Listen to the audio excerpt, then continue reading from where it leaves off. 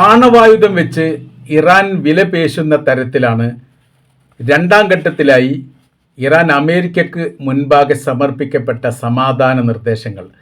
14 നിർദ്ദേശങ്ങളാണ് നിലവിലെ സാഹചര്യത്തിൽ ഇറാൻ മുന്നോട്ട് വച്ചിരിക്കുന്നത്. ഇത് പാലിക്കപ്പെടുന്ന പക്ഷം യുദ്ധവുമായിട്ട് ബന്ധപ്പെട്ട വിഷയത്തിന് വേണ്ടി തങ്ങൾ സമാധാന ചർച്ചയ്ക്ക്, യുദ്ധവിരാമവുമായിട്ട് ബന്ധപ്പെട്ട വിഷയത്തിന് വേണ്ടിയുള്ള സമാധാന ചർച്ചയ്ക്ക് തങ്ങൾ തയ്യാറാണ്. അത് തയ്യാറാണെങ്കിൽ ഈ നിർദ്ദേശങ്ങൾ പാലിക്കപ്പെടണം. അതിൽ പ്രധാനമായിരിക്കുന്ന ഒരു വിഷയം പറയുന്നത്, അത് 14ാമത്തതാണ് പറയുന്നതെങ്കിൽ പോലും അത് ഒന്നാം ഘട്ടത്തിൽ പറയുന്നതിൻ്റെ ഗൗരവവും ഗാംഭീര്യമുണ്ട്. ആണവ വിഷയം രണ്ടാം ഘട്ടമാണ് ചർച്ച ചെയ്യേണ്ടത്. അഥവാ യുദ്ധം വിരാമം പ്രഖ്യാപിച്ചതിന് ശേഷം, യുദ്ധാവസാനവുമായിട്ട് ബന്ധപ്പെട്ടതിന് ശേഷം രണ്ടാം ഘട്ടത്തിൽ ചർച്ച ചെയ്യേണ്ടതാണ് എന്ന് പറഞ്ഞു വെക്കുന്നു. അത് 14ാമത്തെ നിർദ്ദേശമാണ്. 1 മുതൽ നിർദ്ദേശമാണ് നോക്കാം. 30 ദിവസത്തിനകം യുദ്ധം പൂർണ്ണമായി അവസാനിപ്പിക്കുകയാണ് വേണ്ടത്. 2 മാസം വെടിനിർത്തൽ അത് ആവശ്യമില്ല, തങ്ങൾക്കതിന് യോജിപ്പില്ല. വെടിനിർത്തൽ 2 മാസത്തേക്ക് നീട്ടുക എന്നുള്ളതായിരുന്നു ട്രംപ് പറഞ്ഞത്. അതല്ല വേണ്ടത്. 30 ദിവസത്തിനകം യുദ്ധവിരാമം പൂർണ്ണമായിട്ട് അവസാനിപ്പിക്കുന്നതുമായിട്ട് ബന്ധപ്പെട്ട കാര്യത്തിലേക്ക്, നടപടിക്രമത്തിലേക്ക് നീങ്ങണം.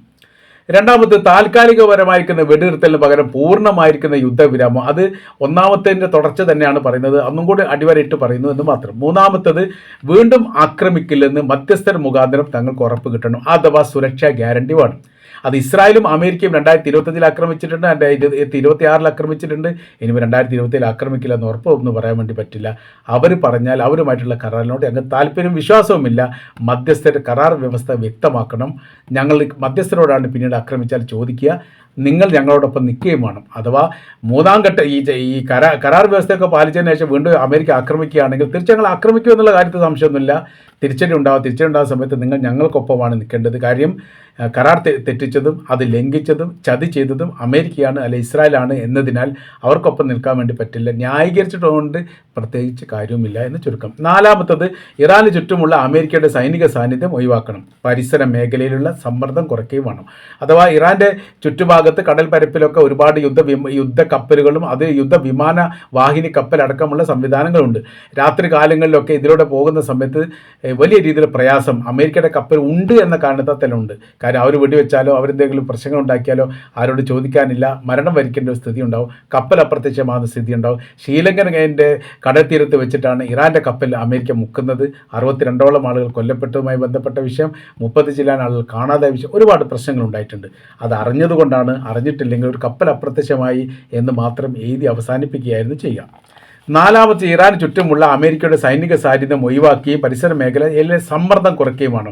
അഥവാ യാത്രക്കാരൊക്കെ പോകുന്ന സമയത്ത്, ഈ മേഖലയിലൂടെയുള്ള കപ്പൽ പോകുന്ന സമയത്ത്, വാണിജ്യ കപ്പൽ പോകുന്ന സമയത്തൊക്കെ അമേരിക്കയുടെ സാന്നിധ്യം ഉണ്ടാകുന്ന സമയത്ത് വലിയ പ്രയാസമുണ്ട്.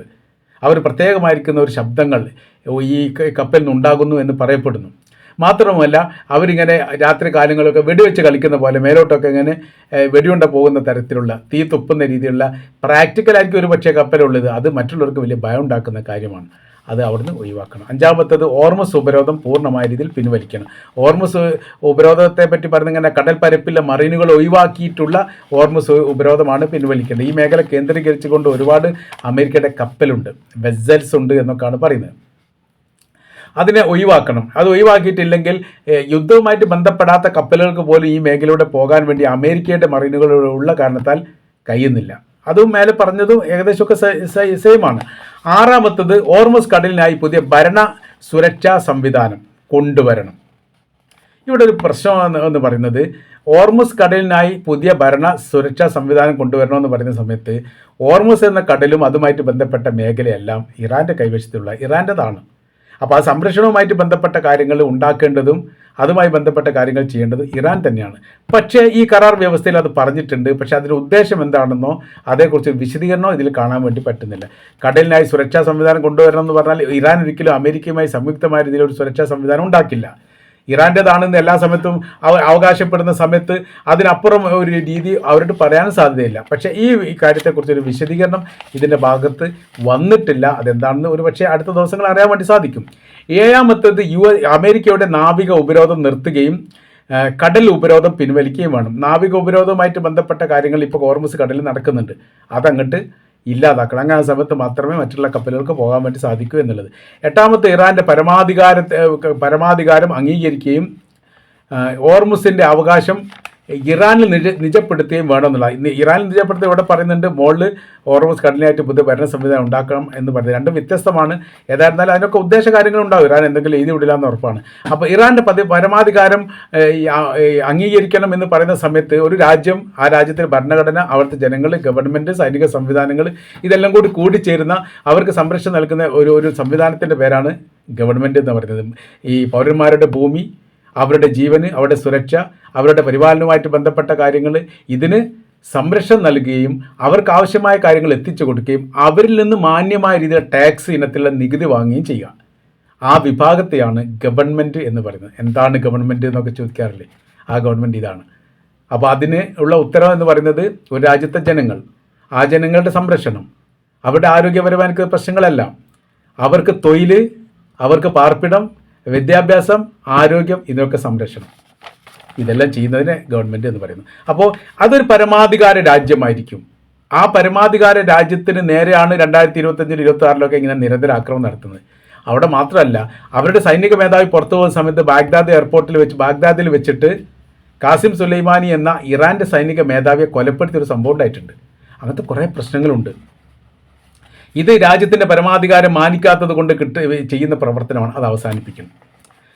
9ാമത്, അമേരിക്ക മരവിപ്പിച്ച ഇറാൻ്റെ ആസ്തികൾ, വ്യത്യസ്ത രാജ്യങ്ങളിലൊക്കെ അമേരിക്ക മരവിപ്പിച്ച ആസ്തികൾ നിലനിൽക്കുന്നുണ്ട്. അതെല്ലാം ഇങ്ങോട്ട് തിരിച്ചു കിട്ടണം. അതൊന്നും നമ്മൾ കൊടുക്കാൻ വേണ്ടി തയ്യാറല്ല. എല്ലാം ഞങ്ങൾക്ക് തിരിച്ചു കിട്ടേണ്ടതാണ് എന്നാണ് അത് അടുത്തതായിട്ട് പറഞ്ഞത്. 10ാമത്, സാമ്പത്തിക ഉപരോധം പൂർണ്ണമായിട്ട് നീക്കണം. സാമ്പത്തിക ഉപരോധം എന്ന് പറഞ്ഞാൽ 1979 ഇസ്ലാമിക വിപ്ലവം ഉണ്ടായതിനു ശേഷം 1980 അന്ന് മുതൽ അമേരിക്ക സാമ്പത്തിക ഉപരോധം നടത്തി. ആ ഉപരോധത്തെ അതിജീവിച്ചുകൊണ്ടാണ് ഇത്രയും വലിയ സൈനിക ശക്തിയായി ഇറാൻ മാറിയത്.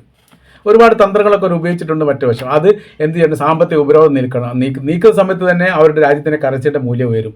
അത് വലിയ പേടി അമേരിക്കയ്ക്കുണ്ട്. അതാണ് അടുത്തതായിട്ട് പറയുന്നത്. 11ാമത് പറയുന്നത് യുദ്ധനാശത്തിന് നഷ്ടപരിഹാരം വേണം. അത് വളരെ പ്രധാനപ്പെട്ടതാണ്. അതോട് പറയുന്നുണ്ട്, 2ാം ലോക യുദ്ധത്തിൽ ജൂതന്മാരെ കൊലപ്പെടുത്തിയതിന് വേണ്ടിയിട്ട് പിന്നീട് നടത്തിയ UN സഭയുമായിട്ട് ബന്ധപ്പെട്ട് നടത്തിയ പരാതിയിലും അന്താരാഷ്ട്ര ക്രിമിനൽ കോടതി പ്രഖ്യാപിക്കപ്പെട്ട രീതിക്കനുസരിച്ച് ജർമ്മനി ജൂത വിഭാഗത്തിന് നഷ്ടപരിഹാരം നൽകിയിട്ടുണ്ട്. അത് ഈ 1940 2ാം ലോക യുദ്ധത്തോടനുബന്ധിച്ച് ഹിറ്റ്ലർ കൂട്ടക്കൊല ചെയ്ത ജൂത വിഭാഗത്തിൻ്റെ ഈ നിലവിലെ തലമുറ, അന്ന് ആ കാലഘട്ടത്തിലുള്ള തലമുറ ആവശ്യപ്പെട്ടത് ഇങ്ങനെയാണ്: ഞങ്ങളുടെ ഒരുപാട് തലമുറകളെ 4 മുതൽ 5 തലമുറയെ കൂട്ടക്കൊല ചെയ്തിട്ടുണ്ട്. ആ കൂട്ടക്കൊല ചെയ്ത് നഷ്ടപരിഹാരമെന്ന് പറയുകയും ചെയ്തു. അത് വിധി പറയുകയും അവർ പണം വാങ്ങുകയും ചെയ്തു. അതുകൊണ്ട് ഞങ്ങൾക്ക് നഷ്ടപരിഹാരം കിട്ടണം. 12ാമത്തത്, ലെബനാൻ അടക്കമുള്ള പ്രോക്സി യുദ്ധങ്ങൾ പൂർണ്ണമായ രീതിയിൽ അവസാനിപ്പിക്കണം. 13ാമത്തത്, പ്രദേശത്തിലെ മുഴുവൻ സംഘർഷവും ഒരേ സമയം നിർത്തലാക്കണം. അത് ഗസയെക്കുറിച്ചും പറയുന്നുണ്ട്. അതിൽ പരാമർശമില്ല, അതാണ് ഉദ്ദേശം എന്ന് പറയുന്നു. അതായത് ഗസയിൽ ഇപ്പോൾ യുദ്ധം നടക്കുന്നുണ്ട്, സംഭവം പുറത്ത് അറിയുന്നില്ല എന്ന് മാത്രം. ഈ വെസ്റ്റ് ബാങ്കിലും ഇങ്ങനെ തന്നെയാണ് സ്ഥിതി. ഇസ്രായേലുമായിട്ട് ഏറ്റുമുട്ടുകയും വലിയ പ്രശ്നങ്ങൾ, വലിയ സംഘർഷാവസ്ഥയൊക്കെ നിലനിൽക്കുന്നുണ്ട്. അത് പൂർണ്ണമായിട്ട് ഒഴിവാക്കണം. 14ാമത്തത്, ആണവ വിഷയം 2ാം ഘട്ടം ചർച്ച. അത് നമ്മൾ ആദ്യം പറഞ്ഞതാണ്.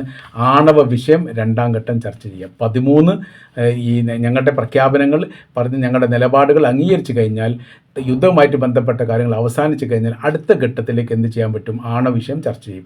ഇതാണ് ഞങ്ങൾക്ക് സമർപ്പിക്കാനുള്ളത്, പറയാനുള്ളത് എന്ന് പറഞ്ഞിട്ട് പാകിസ്ഥാൻ മുഖാന്തരം അമേരിക്ക സമർപ്പിച്ചു.